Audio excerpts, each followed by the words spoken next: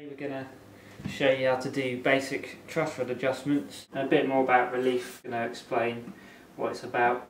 The relief, as you've just seen, we can change it with the truss rod by tightening it. Makes the neck straighter, which brings the neck back, which also brings the action of the guitar down, so the strings down closer towards the fretboard. And when you loosen off the truss rod, i.e. anti-clockwise, you're putting more relief in, which brings the neck forward, puts more of a curve in the neck, which again brings the action up. So when you get a guitar from us, we always set them all up correctly with the right amount of relief, but guitars can change all the time depending on weather and humidity, so it's always a good idea to check.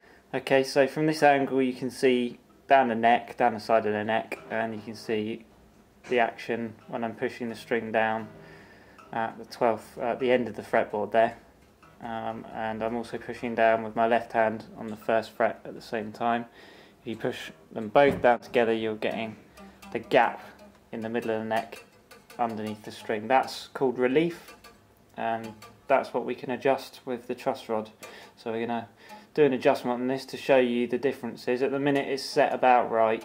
You only want about a business card gap underneath the sort of middle of the fretboard.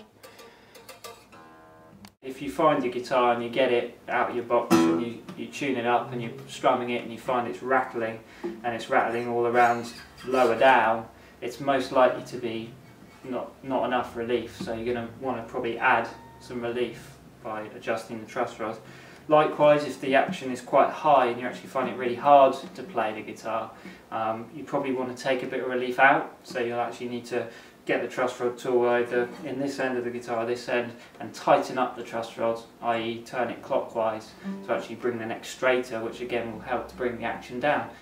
So I'm just going to remove the truss rod cap. A lot of the time it'll be an Allen key. It's a guitar made in the Far East or anywhere like that, it'll be metric.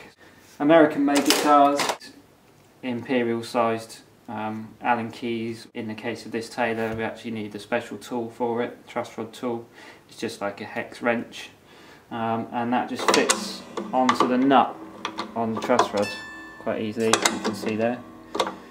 And the truss rod works like a screw. You go clockwise to tighten it or anti-clockwise to loosen it off.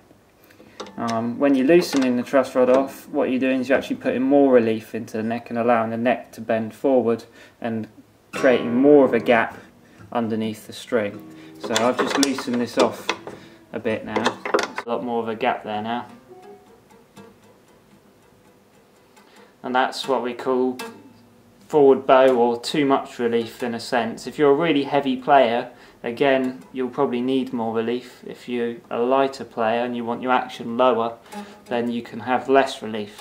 What we're going to do now is adjust it the other way, so it's too straight.